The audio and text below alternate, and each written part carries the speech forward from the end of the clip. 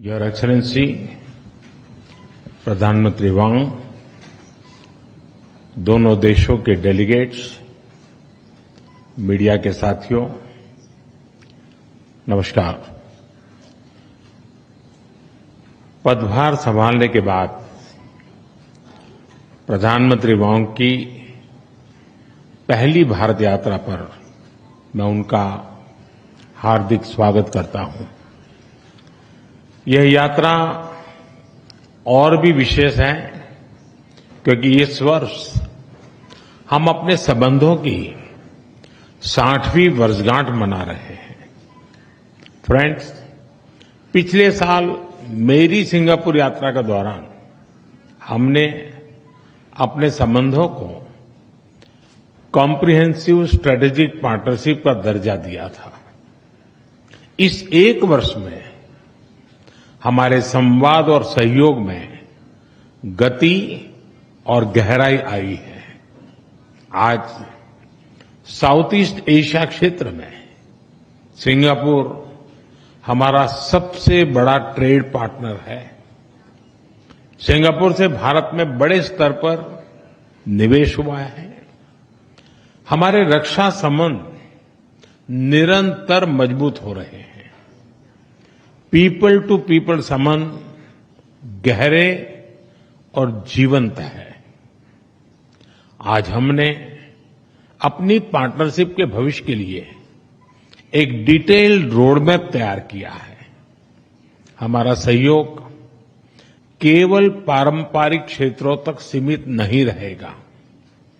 बदलते समय के अनुरूप advance manufacturing, green shipping, skilling, civil nuclear और अर्बन वाटर मैनेजमेंट जैसे क्षेत्र भी हमारे सहयोग के केंद्र बिंदु बनेंगे।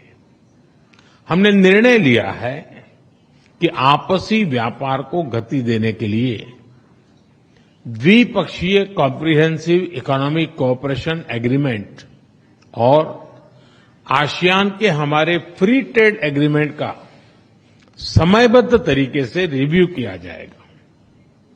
भारत और सिंगापुर के रिश्तों में हमारे राज्य भी अहम हिस्सेदार होंगे। जनवरी में जब राष्ट्रपति थर्मन भारत यात्रा पर आए थे तो वे ओडिशा भी गए थे। पिछले एक साल में ओडिशा, तेलंगाना, आसाम और आंध्र प्रदेश के मुख्यमंत्री सिंगापुर जा चुके हैं।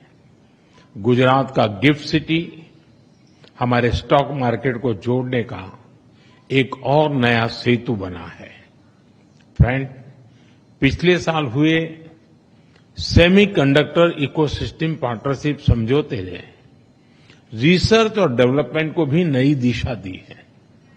सेमिकॉन इंडिया कॉन्फ्रेंस में सिंगापुर की कंपनियों उनका बढ़ चढ़ करके हिस्सा लेना ये अपने आप में बहुत बड़ी बात थी। चेन्नई में सिंगापुर का एक national centre of excellence for skilling स्थापित करने में सहयोग देगा। यह सेंटर एडवांस मैन्युफैक्चरिंग के क्षेत्र में स्किल्ड मैन पावर तैयार करेगा। फ्रेंड्स, टेक्नोलॉजी और इनोवेशन हमारी साझेदारी के मजबूत स्तंभ है। हमने तय किया है कि एआई, क्वांटम और अन्य डिजिटल टेक्नोलॉजीज में सहयोग को बढ़ाया जाएगा। आज स्पेस सेक्टर में हुए समझौते से अंतरिक्ष विज्ञान क्षेत्र सहयोग में एक नया अध्याय जुड़ रहा है। हमने निर्णय लिया है कि हमारे युवाओं को उनके टैलेंट को जोड़ने के लिए इस साल के अंत में इंडिया सिंगापुर हैकाथॉन का अगला राउंड किया जाएगा। यूपीआई और पे नाउ हमारे डिजिटल कनेक्टिविटी के सफल उदाहरण हैं और ये प्रसन्नता का विषय है कि इसमें 13 नए भारतीय बैंक जुड़े हैं।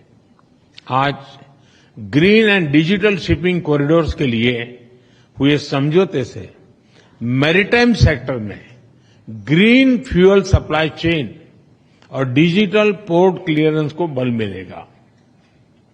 भारत अपने पोर्ट इंफ्रास्ट्रक्चर के विकास में तेजी से काम कर रहा है। इसमें सिंगापुर का अनुभव अत्यंत उपयोगी है।